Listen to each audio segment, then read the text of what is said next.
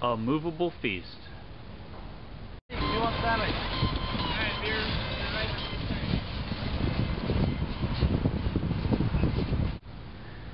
A lot of people have been asking me different things about the feast. How does it work? How do you steer? How do you drive? How do you brake? How do you go? I'm going to make a little video here and show off some of the aspects of the feast. So the first thing I'm going to talk about is the drivetrain. I think that's how this things go. So what we have here is a bicycle. It's been turned around. This is normally the rear wheel, where the rear wheel will go. And what we've done is we've welded on a spoke, a sprocket where the spokes would go on the other side, and from that we drive forward to this sprocket that we've welded onto the drive axle. Okay, so we have all 6 of the drive lines coming into this one drive axle that goes right down the middle underneath the vehicle.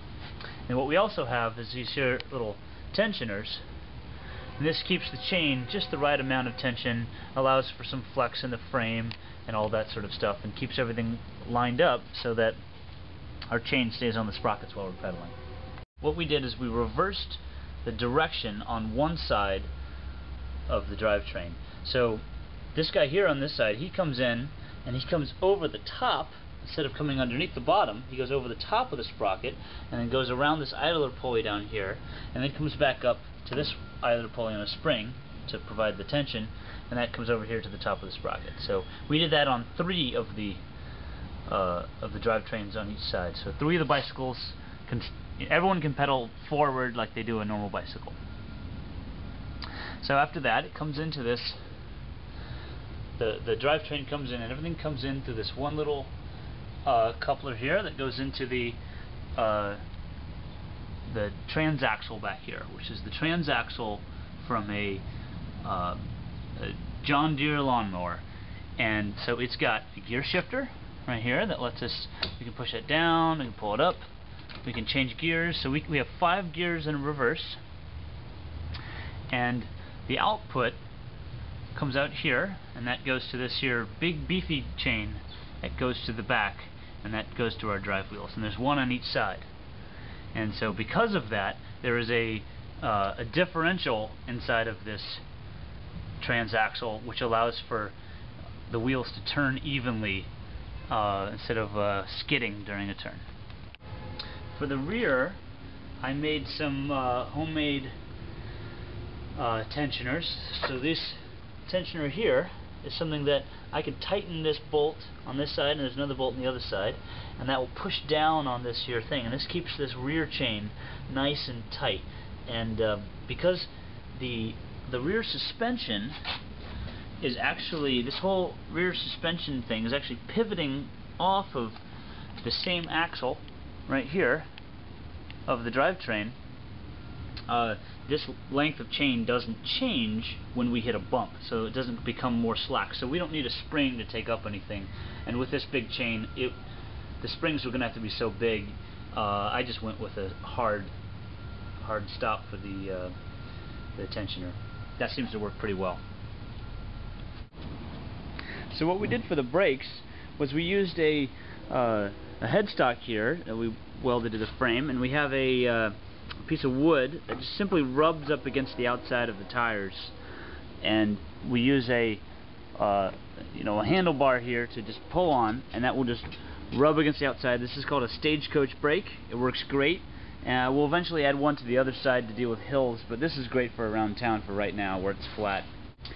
One of the other elements that we had to figure out was the steering. The steering was actually kind of fun. So what we did is we made it so that the Lazy Susan in the back here, when you turn it, that turns the front wheels. So underneath we have a pulley with a cable wrapped around it, and they go through all the way over here. They go through these some nice sheaves here, and this cable comes over and it pulls right here, on this little device. A linear bearing that slides along this ground rod, and it goes side to side, and that pushes and pulls the tie rods which connect to each wheel. Now what we did for the suspension is this is actually the rear shock and spring and the front shock and spring from our sacrificial golf cart, and we're using the same elements here of the golf cart so that we could employ this kingpin, and I didn't have to remake that. And so everything rotates around on that kingpin just fine. We had to get new bushings and a new kingpin for that, but I think that'll hold up for a long time. And I added this chain right here because we had some leftover chain, and what happens was if we don't have any weight on it, these springs are so forceful that it puts a really odd camber on it, and it just looks funny. So we fixed that problem. So when there's no weight, the spring is taking up all the force, and so that keeps everything looking decent even when nobody's on it.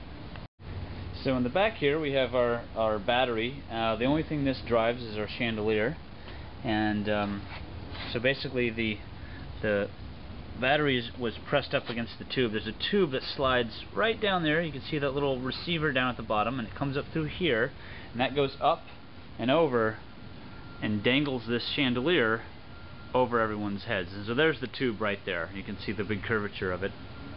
And what we have is run through that is some electrical wiring so that we can plug in our 12 volts. And so I've replaced all of these bulbs with 12 volt chandelier bulbs, so we can just run off this little battery here for a few hours. So there you have it, a movable feast. If you see us driving down the road eating a fancy meal, be sure to honk. Thanks for watching.